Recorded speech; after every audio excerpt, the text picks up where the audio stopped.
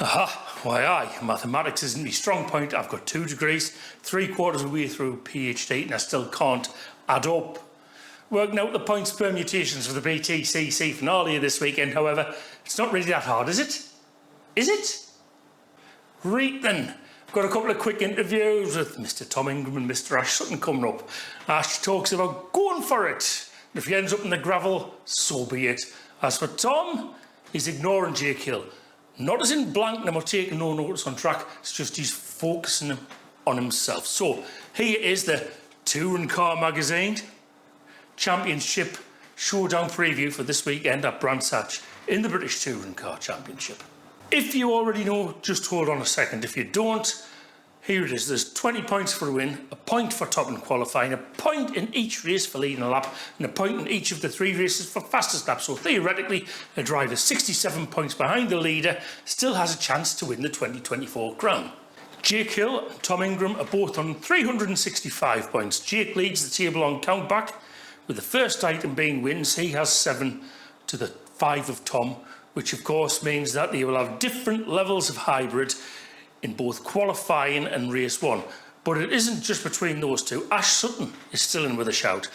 Dan Camish, Colin Turkin and Josh Cook are still in the mix as far as numbers go, but in reality, those 3 need Hill and Ingram to decide to stay in bed on Sunday and for Ash to have a nightmare weekend. I can't see that happening. Ash needs the 2 leaders to have really rough races early in the day, a DNF each, I would think. Even 2 strong races before the reverse grid might not be enough for the defending champion. It's just going to have to be a Billy Big Bollocks performance with the hope that the results go in his favour. And he's shown over the last few years that he's certainly capable of that. Here's what he had to say after the races at Silverstone. So, is the championship still on? Is it still on? It's a tough ask. Obviously, what is there, 67 points available, I believe. We're 35 behind. It's over half of what's available. So it's going to be a huge ask. We've just got to go there and give it our all and hope a bit of lady luck's on our side, because I've been in their position. Obviously, the benefit we've got is there's 2 of them, so they could get into a bit of a scrap or whatever, but yeah, we've just got to go and do the best job we possibly can. I mean, you've been in the lead before and behind in different situations. How does it change your mentality going into Brands Hatch? So, I mean, in terms of, is it just full on attack or? Yeah, we've got to be full attack. Like, we can't play it safe. If it means I end up in the gravel, I end up in the gravel. But yeah, we've got to be absolutely on it and absolutely flat out. So yeah, full attack mode. Is there any point in the season so far where you look back and you think that's what could have twisted it against being in the challenge for a championship again? Yeah, I mean, I could probably point out three events that have hurt us. Obviously, race 2 today, race 3 at Donington. Well, I say 3, there's probably a few more, but we've all had our ups and downs. We've all had our bad and good races. I think we've just had too many bad ones, unfortunately. Yeah, so has it hurt our championship title? Yes. Does it mean it's over? No, but we'll wait and see. Do you think the regulations have gone against you this year? I think they've just mixed it up. Ultimately, everyone else has made huge improvements with the car. Obviously, BMW and Hyundai have made some big jumps in terms of their car performance. We know we've made a few changes ourselves, and ultimately we've improved, but it's just not the same magnitude of what they have. Yeah. The ace up the sleeve for Sutton could be his teammates, and that could be the key for all 3 contenders. Napa, right now, with Dan Rowbottom and Dan Camish, have the pace to cause problems for Sutton's rivals. Adding to the mix, Sam Osborne. Now, he's in the best form of his Btcc career, 6 top 10s in a row. The only others to do that in those races are Jake Hill, Tom Ingram and Josh Cook, which means that Osborne is legitimate concern for both Hill and Ingram in terms of being able to get in the way. And when I say get in the way, I don't mean blocking, I mean in the spirit of fairness, letting teammates through, but racing rival team drivers hard and fair. At BMW, Colin Turkin has already given away for Hill at Silverstone and has stated that he's looking at the manufacturer's crown for BMW and WSR, so it's a given he'll play a rear gunner if needed for Jake, which is also the case for Adam Morgan. Over at Accelerate, Ingram has Tom Chilton to back him up if needed. If Dan Zelos is back, he has enough pace to play a rear guard. Even Nick Halstead could have a part to play. He's a fair racer. He's not going to go all ninja to take people out. But if Hill or Sutton end up behind him, he's not going to back off to let them through at all. And you wouldn't expect anything less. Whichever way that all goes, Tom Ingram has his eyes on what he himself is doing, as he sees here. So going into Brands Hatch, what's the score, what's the deal, and what's your mentality? I don't think you could be in a much better place other than be fourth and be 2 points off. Yeah. Second, 2 points off.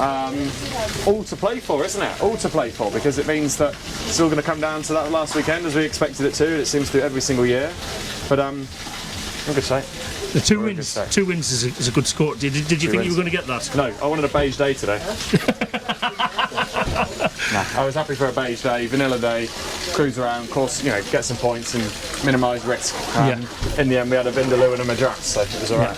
Yeah. And that last race, you had a quite tasty at the end there with Ash. Yep, yeah. I don't think there's any bad blood between us. That it's just Ash sticking the nose up at the very end of the race. I had no idea where he was. You know, Ash was always going to fill the gap, but I had no idea where he was. So no bad blood between us. It's one of them. And going into the race, are you just looking at what Jake's doing, or are you doing? No, I couldn't care. I don't care what just Jake's do your doing. own thing. Couldn't care what Jake does. Don't care what Ash does. Don't care what any of them do. We're just going to do our own thing. Qualifying is where it starts. Well, free practice actually, because free practice 2 determines groups for qualifying. I'll say this, irrespective of whether you will not see all 3 in the 3rd qualifying session. We might see 2 squeeze in there. And you have to consider the start straight and from Surtees to the top of Hawthorne Hill and from Westfield round the back to Sheen. There's a lot of scope for hybrid deployment. Now the top 3 have the minimum deployment speeds of 135 kilometres an hour, which in proper money is 84 miles an hour. They have 1, 3 and 5 seconds lap of hybrid to use when compared to the other drives. It's hard to argue a case for the 3 at the front to be in there. In the race, they've still got the same deployment speeds, but 1, 2 and 3 lap of race hybrid for race 1. Do you get it? As for weather, it won't make a difference. Either dry, greasy, wet, there's no massive advantage for either one of the drivers. And if you want to see bad weather, a different angle of what happened at Silverstone last week, and see some 1990 Super Tourers in action at the same time, then a link to my mega vlog is at the end of the video. Silverstone for Btcc, Thruxton for Super Tourers and TCR UK. It's cooler than dog's bollocks when said dog is sitting in the snow. Here's the intro. Cause we want retribution. Oh yeah, we want retribution. Oh yeah, we want retribution. Oh yeah, we want retribution. Yeah, we ran out of patience. Boil up with the cold hard hatred. I can feel the vibration. Feet in the streets, it's a new sensation. I wanna break faces on the pavement. I wanna make greatness look complacent. Adrenaline awakened, I can taste it. We can make an impact. I cannot pick a favourite for the title. I can see it using logic that with the slight hybrid advantage, Ingram should be ahead of Hill in qualifying and race 1, and I'd expect across the first 2 races for Sutton to be ahead of both of them. I do think, like I say, using logic, that Ingram should have the advantage across race 1 in hybrid and race 2 with position, with the chances being Hill has a greater advantage in race 3. But this is touring car racing, where logic usually fucks off on holiday for a weekend. So trying to take a scientific or mathematical angle is just pointless. And from a psychological standpoint, well, tell me about your mother. Actually, no, don't. I've watched these guys for the last 6 seasons now on pit lane, preparing for races with rituals and habits that they all have. The stuff you don't get to see on TV. How Jake Hill likes to be in the car early, usually still in the garage. Ash is calm, chats with his team. Hands on hips, Tom's the most relaxed of the 3, but once the visor is down, nobody has any kind of advantage mentally. They are 3 fully fledged races with an eye on one thing, winning. And I think personally, the biggest denominating factor for the contenders is those without a foot in the door. Josh Cook wants to put to bed the season with a race win. His teammates Rob Huff and Aidan Moffat want more wins. Andrew Watson wants to drag something positive out of a shit season to close the year off. At Power Max, Aaron Taylor-Smith and Mikey Doble want to win. They need a win for the team. They could interfere, and they don't give two hoots about who wins the title. They are all out for themselves. I really don't know how the season's going to end. Last season, in hot weather, it was a foregone conclusion. We knew Ash was going to win, and that's what happened.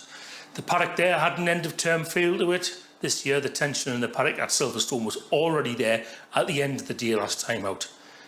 And that wasn't just because of the pissing down rain. And I can already feel that by mid-afternoon Sunday, it's going to be electric again. I can't wait. Can you?